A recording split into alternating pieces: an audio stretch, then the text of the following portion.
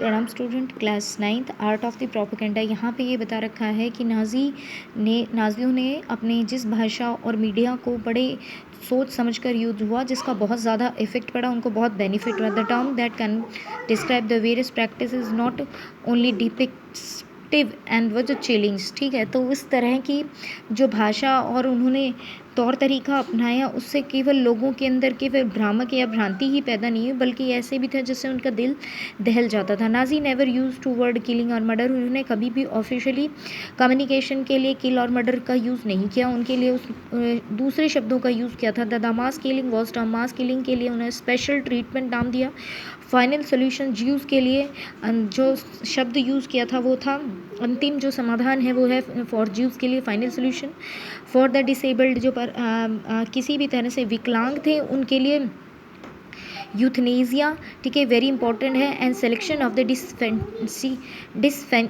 Disaffection शब्दों का use किया था, यानी कि जो किसी भी तरह से डिजीज से सफर्ड है। Evacuations means deporting peoples of the gas chamber. Evacuations का मतलब होता है कि पूरी खाली करना, मतलब गैस चैम्बर में लाके जो स्पेसिफिक एरिया को खाली कर देना, जहाँ पे लोगों को गैस चैम्बर में ले जाया जाता था और मार दिया जाता था। They are labelled disinfection areas important and look like a bathroom fit like a fake और शोरूम। जो डिसफेक्शन यानी गैस चैम्बर्स वाले जो एरिया होते थे जहाँ पर वो एकदम ऐसे आर्टिफिशियल बाथरूम की तरह लगे रहते थे, जहाँ पे फेक क्या है, नकली शो हेड्स लगे रहते थे, फुहारे लगे रहते थे। Media and carefully use to win support for the regimes and popularized of the worldwide. Nazi idea were could spread through the visual images of। यहाँ पर शासन के लिए जो उन्होंने सपोर्ट अचीव करने के लिए क्या है, मीडिया का बिल्कुल सोच समझ कर यहाँ पर उन्होंने यूज़ किया था। ठीक है, जिस तरह की इमेज, पिक्चर, रेडियो, पोस्टर, कैची, स्लोगन और लीफलेट वो यूज़ करते थे। इन पोस्टर ग्रुप्स में आइडेंटिफाई वो अपने एनिमीज़ और जर्मनी को बिल्कुल एक रूढ़िवादी धारणा के रूप में दिखाया जाता था। ठीक है, दुश्मनों की जो रटी रटाई जो छवियाँ होती थी जूस वगैरह की, उन्हें दिखाया जाता है। Socialist and liberals were represented weeks. और जो सोशलिस्ट और लिबरल्स होते थे उन्हें बिल्कुल कमज़ोर या डिक्रेंस दिखाया जाता था। ठीक है, यहाँ पर आगे यानी कि डिसजनरेट का मतलब होता है पथ भ्रष्ट। They're attack as the malicious foreign agents. और उन्हें हमेशा विदेशी एजेंट कहकर बुलाया जाता है। प्रोपेगेंडा फिल्म्स बनाई गई थी, जिसमें सबसे इम्पॉर्टेंट फिल्म जिसमें हेट्रेड, यहूदियों से घृणा करते हुए बताया गया। द मोस्ट फेमस फिल्म थी इटर्नल जू। यहूदियों से जो घृणा होती बड़ी फेमस हुई थी film. Orthodox Jews were stereotype and mark, जिसमें ऑर्थोडॉक्स यहूदियों के प्रति जो रूढ़िवादी धारणा था उसको बिल्कुल वहाँ पे शो कर रखा था। यहाँ पे ये बता रखा है जो देखने में जो जर्मीन्स थे वो लंबी दाढ़ी वाले और कफ्तान चोंगा जैसे पहनते। What is the reality, it was difficult. लेकिन रियल में अगर जर्मन में रहने वाले जूस और जर्मन के जो मेन ओरिजिनल स्पीशीज़ थी, रेसेस थी, उनमें अंतर नहीं किया जा सकता था।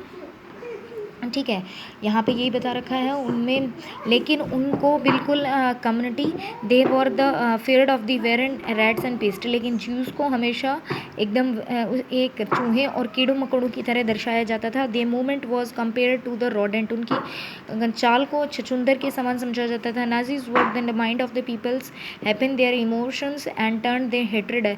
और नाजी लोगों के जो मस्तिष्क में ये चीज़ छवि बैठा दी कि जो यहूदी हैं उनके प्रति हेट्रेड या इमोशंस को, जो अनडिज़ायरेबल रेसेस हैं वो पूरी तरह से क्या है, जो जर्मन के जो लोग थे वो उनसे इमोशनली या फिर हर तरह से क्या करने लगे, भावनाओं को भड़काकर उनसे नफ़रत का शिकार बनवाने लगे। The Nazis made equal effort to appeal to different section of the. Nazi क्या है, बहुत बड़ी संख्या में हिस्सों में आकर्षित करने के लिए प्रयास करता था, इनकी आबादी को, पॉपुलेशन को अट्रैक्ट करने की प्रयास करता थे। They sought to win the support of suggesting that Nazi alone could. और हमेशा ये प्रयास करने में वो हमेशा सक्सेस रहा है, लोगों को ये विश्वास दिलाने की कोशिश करता है उनकी जितनी भी प्रॉब्लम्स है उनका सॉर्ट आउट कैसे होगा, नाजी ही कर सकते हैं। यहाँ पे एक पिक्चर से यहाँ पे नाजी पोस्टर्स बना रखा है, जीव के अटैक, जहाँ पे यहाँ बता रखा है कि जो नाजी है उसके लिए पैसा ही सब कुछ है।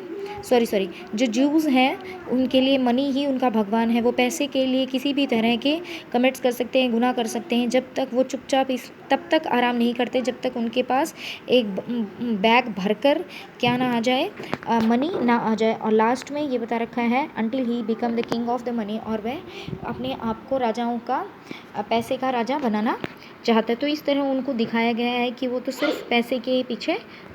यहाँ पे कुछ इंपॉर्टेंट डेट दे रखी है। फर्स्ट वर्ल्ड वॉर बिगिन हुआ था 1909, Germany capitulation, ending of the war, Germany की डिफीट हुई थी। यहाँ पे नवंबर 1980 में प्रोक्लेमेशन ऑफ वाइमर रिपब्लिक का ऐलान हुआ था। यहाँ पे ट्रिटी ऑफ वर्साइल्स हुई थी 28, और यहाँ पे हिटलर चांसलर बना था और उसने पोलैंड पर अटैक किया था, जिससे सेकेंड वर्ल्ड वॉर की स्टार्टिंग हुई थी।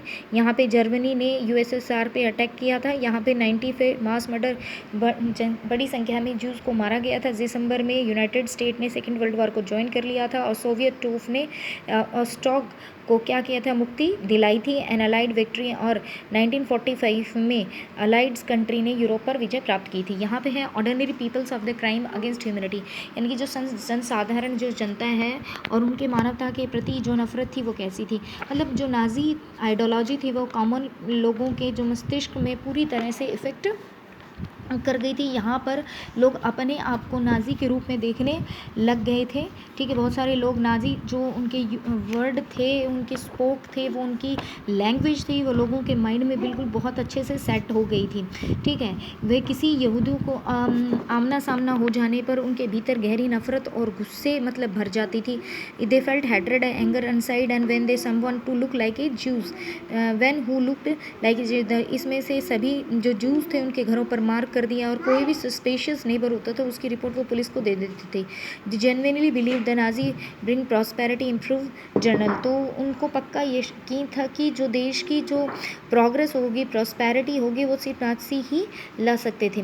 लेकिन जर्मनी में but not even Germany was a Nazi. पूरा जो जर्मन का हर व्यक्ति नाजी नहीं था। बहुत सारे लोगों ने पुलिस के मतलब कि डर के कारण, ठीक है, और मौत के कारण क्या है, अपने आप को चेंज कर लिया था।